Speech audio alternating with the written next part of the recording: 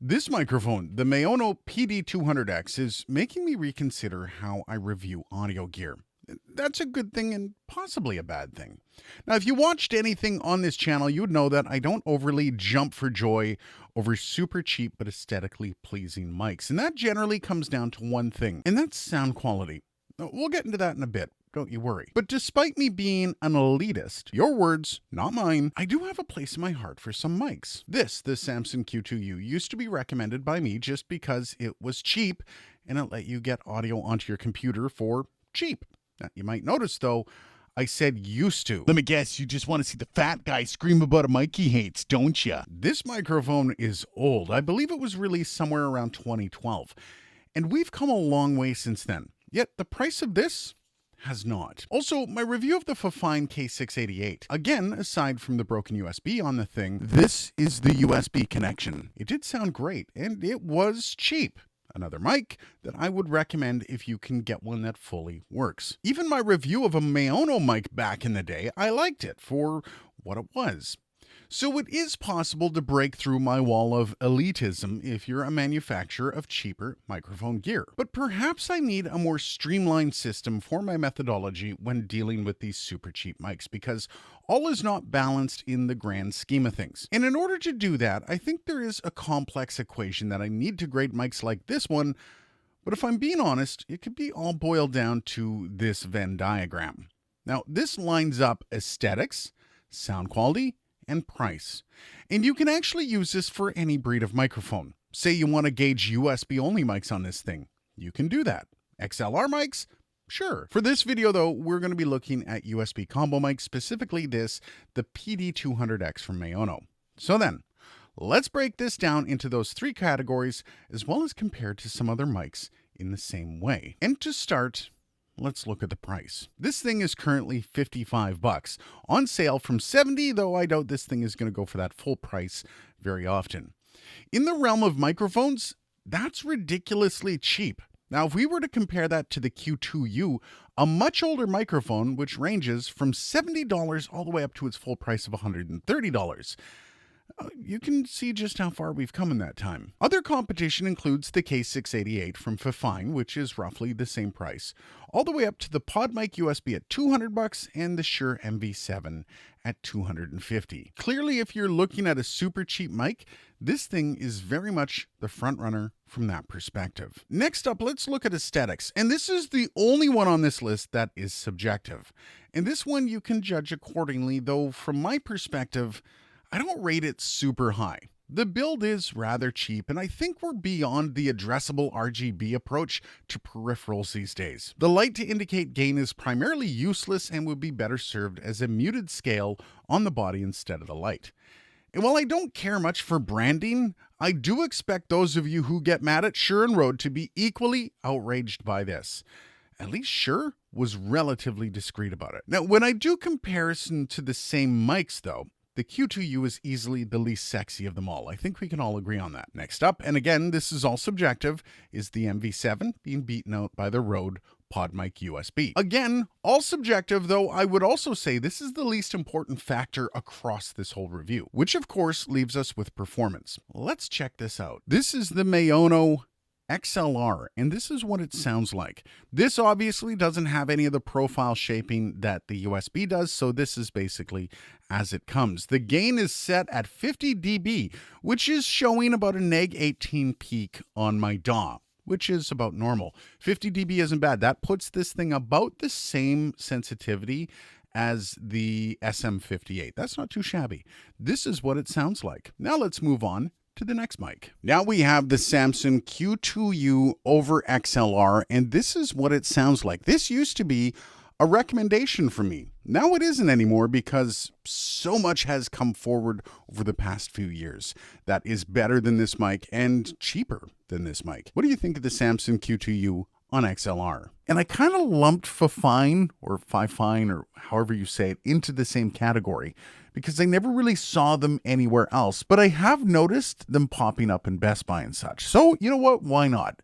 I saw they had a new XLR USB combo mic, so let's do it. This is the Podmic USB on XLR, however, and this is what it sounds like. What do you think as I go back and forth between that and the Maono PD200X? Now we have the Maono PD200X on USB. This is without the companion program active. We're going to open that up in a second. We'll check that out. But first, let's go through just the raw USB. Maono PD200X without the companion app. Now we have Maono Link active, and this has the EQ, the limiter, as well as the compression. The limiter's at -6, the compression's at -15.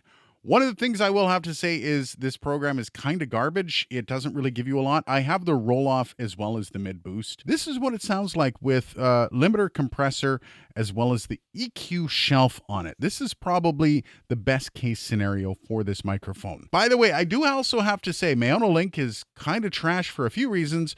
One of which is Windows actually sees it as a problematic file when you go to install it.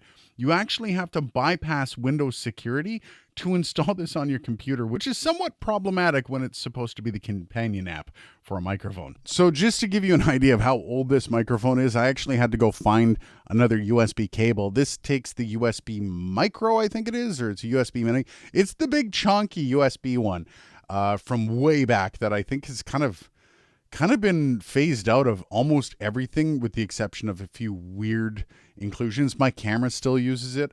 But otherwise, this is a really old microphone, and this is what it sounds like on USB only. There is no companion app with the Q2U, therefore we can't see what it sounds like with compression and all that fun stuff, which just shows you how outdated this microphone is and why it's kind of fallen off the recommendation list, especially when you have a $55 microphone like the Maono here. However, I would say if there was one mic I would love to see an update to, it would be this one. Okay, now we have the big boy, the Rode Podmic. And this is just the USB connection. This does not have any of the enhancements that come along with Rode Central. And this is what it sounds like. This thing also comes with other things like Unify that do allow you to do multiple things with it, which kind of adds to the premium quality of this microphone and kind of the ecosystem that Rode has built out, which is one of the reasons it's really easy to recommend this microphone to a lot of people. Anyways, this is the Rode microphone on USB. And this is what it sounds like. Now we have the Rode microphone with all of the processing on, except for the noise gate. I do not like the noise gate on the Rode Central. I've got a pretty quiet environment, so you're not going to be picking up a whole bunch of noise in my environment. Some people might need the gate. I don't. I feel like it interrupts the enjoyment of the audio. However, this is the Rode Podmic with all of that processing on, and this is what it sounds like. What do you think as you compare this to the Maono with all of the processing on? And with all this information, this is basically probably going to fall the way you think it is. Easily the worst showing in all of the subjects is the Samson Q2U. Very much a difficult recommendation these days as everything has gotten better except for its price. It doesn't even meet the requirements of any of these headings, so it literally is outside the diagram altogether. Next up, from a performance perspective, the Maono PD200X.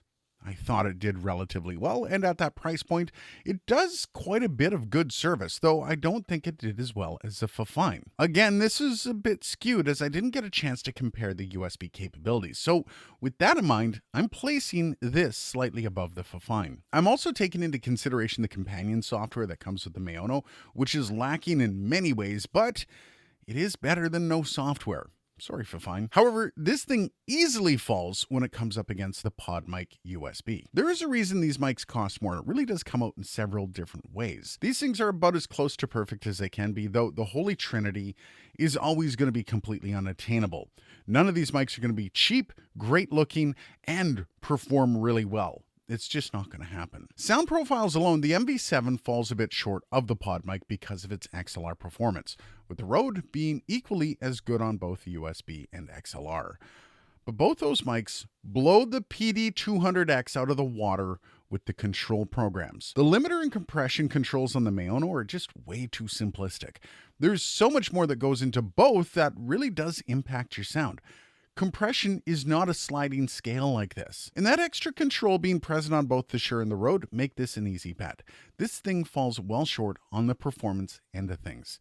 So with all that said, here's where they all fit into the diagram. I'm sure I'm going to get some blowback on that, but whatever. With all that done, what does this mean for you and the Maono PD200x? Well, that was a really long way to say 55 to 70 bucks is insanely cheap for a microphone like this. While this isn't going to be my go-to recommendation for someone getting into gaming or podcasting, it is really hard to argue with the value proposition for someone that can't afford much more. This mic is basically taking my recommendation away from the Q2U as the best USB/XLR option under 100 bucks. However, there is a caveat here. From a sound perspective, I much prefer the K688. If you're less likely to use the companion software from the Maono, and you can find a Fifine that doesn't have USB issues, I'd actually take the K688 over this. Even with the EQ options on the Maono, the sound didn't come anywhere near the K688 on XLR. But if you need that extra compression and limiting, despite how limiting they are, well, the Maono might be right for you.